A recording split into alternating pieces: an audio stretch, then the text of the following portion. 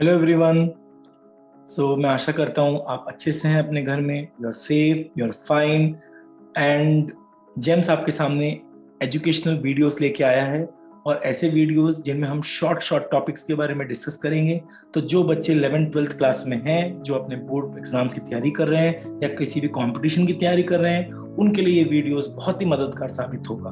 तो ऐसे वीडियोस को और देखने के लिए आप प्लीज मेरे चैनल को सब्सक्राइब कीजिए। तो बिना टाइम गवाए हम शुरू करते हैं कूलम्स लॉ। कूलम्स लॉ क्या कहता है? बेसिकली कूलम्स लॉ ये कहता है कि अगर आपके पास दो पॉइंट चार्ज हैं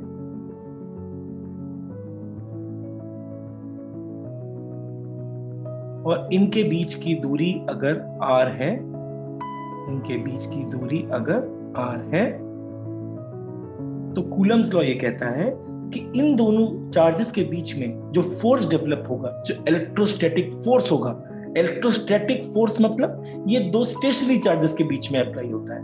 अच्छा, एक और शब्द कहा था मैंने, पॉइंट चार्ज। पॉइंट चार्ज का क्या मतलब है कि जो चार्ज है उनका जो डायमेंशन है वो इतना कम है जब हम कंपेयर करते हैं इसको आर से। आर क्या है? Distance between the two charges.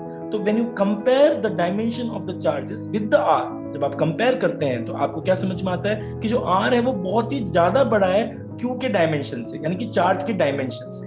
तो उन चार्जेस को हम पॉइंट चार्ज कहते हैं, जब उनका जो डायमेंशन है वो बहुत छोटा होता है और उनको नेग्लेक्ट कर सकते हैं। तो यही कूलम्स लॉ की एक लिमिटेशन है कि ये जो लॉ है ये अप्लाई करता है पॉइंट चार्जेस पे।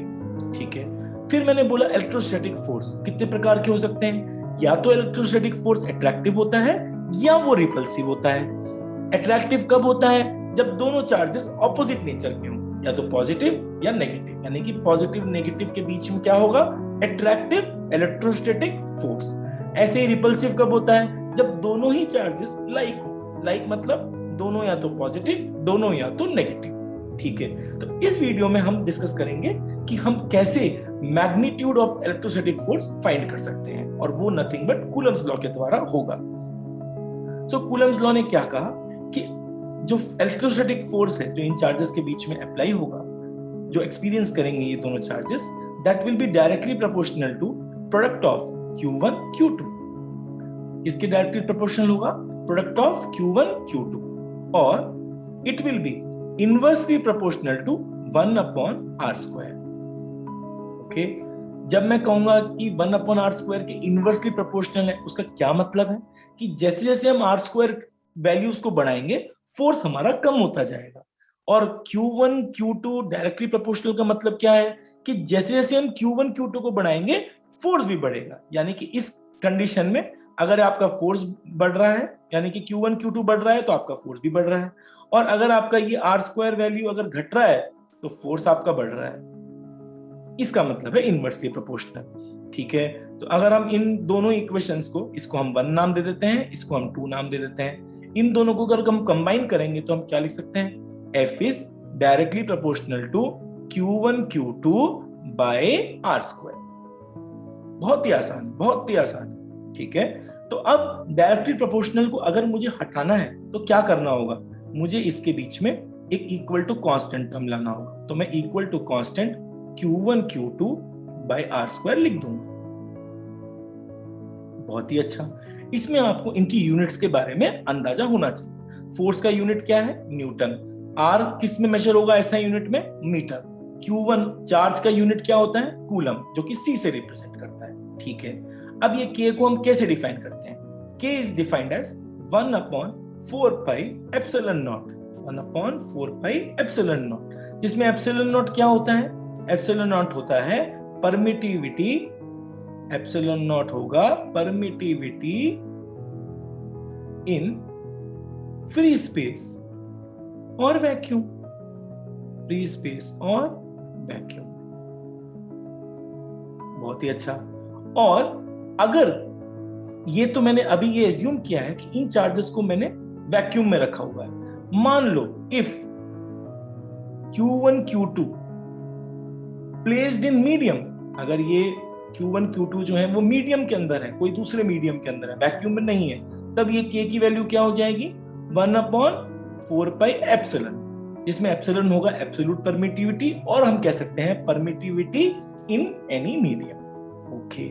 अब कुछ बच्चों को ये भी कंफ्यूजन होता है कि परमिटिविटी का मतलब है क्या सर। तो परमिटिविटी का मतलब ये है कि वो आपको ये बताता है कि जो मीडियम में आप कितनी आसानी से आप कितना इलेक्ट्रिक फील्ड को अपोज कर पा रहे हैं, या आप कहिए कि ये मेजर बताता है, ये परमिटिविटी एक मेजर बताता है आपको। किस चीज का मेजर? कि आपने कितना मूवमेंट ऑफ चार्जेस को अपोज किया है, यानी कि आपने इलेक्ट्रिक फील्ड की डेवलपमेंट में कितना अपोजिशन क्रिएट किया है, ये आपको परमिटिविटी बताता है। ओके, ये भी हमें समझ में आ गया। ओके, अब हम समझेंगे कि इसमें एप्सिलॉन नॉट की वैल्यू होती क्या है। सो एप्सिलॉन नॉट की वैल्यू होगी 8.85 10⁻⁻12 और यूनिट है इसकी नथिंग बट, आप लिख सकते हैं इसको n-1 मीटर-2 c²। ऐसे ही k की वैल्यू क्या होगी? 9 × 10⁻⁹। कैसे आपने कैलकुलेट किया? जब आपने 1/4 पाई एप्सिलॉन नॉट था ना, तो आपने क्या किया? एप्सिलॉन नॉट की वैल्यू सब्स्टिट्यूट करेंगे, पाई की वैल्यू सब्स्टिट्यूट करेंगे, 4 ऑलरेडी है, जब आप सॉल्व करेंगे 9 × 10⁻⁹ वैल्यू आएगी। ये किस में वैल्यू आएगी? जब आपके दोनों चार्जेस कहां हैं? वैक्यूम या फ्री स्पेस में, एयर में। ओके, इसकी यूनिट क्या हो जाएगी? ये जस्ट रेसिप्रोकल है, तो हम लिखेंगे n मीटर² c-2। ओके, अब एक छोटी सी बात समझते हैं। ये जो यूनिट है, अगर हम याद नहीं कर पा रहे हैं, हमें समझ में नहीं आ रहा है कैसे याद करें इन यूनिट्स को, तो उसके लिए हमें एक आसान तरीका है, हम फॉर्मूला के द्वारा ही इन यूनिट्स के बारे में पता लगा सकते हैं। कैसे? जब हमें ये पता है कि F = K Q1 Q2/R² है, तो मैं K को फॉर्मूले में क्या लिख सकता हूं? मैं यहां आपके सामने करने वाला हूं। हम लिख सकते हैं K will be equal to F(R²) Q1 Q2। मैं आशा करता हूं आपको समझ में आ रहा है। अब आप क्या करेंगे? इन सबकी यूनिट्स आप प्लेस कर दो। फोर्स का यूनिट क्या है? N। R² का यूनिट क्या है? मीटर²। Q का चार्ज का यूनिट क्या है? C। Q2 का भी क्या होगा? C² हो गया। तो आप इसको क्या लिख सकते हैं? N मीटर², ये C² ऊपर जाएगा तो C-2 हो जाएगा। तो आप देख सकते हैं कि मैंने यहाँ पे यूनिट कैसे लिखा। और परमिटिविटी क्या है?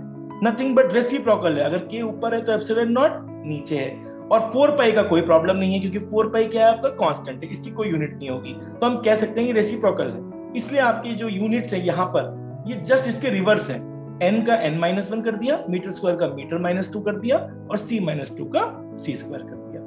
तो आशा करता हूं आपको ये टॉपिक अच्छे से समझ में आया होगा। Thank you.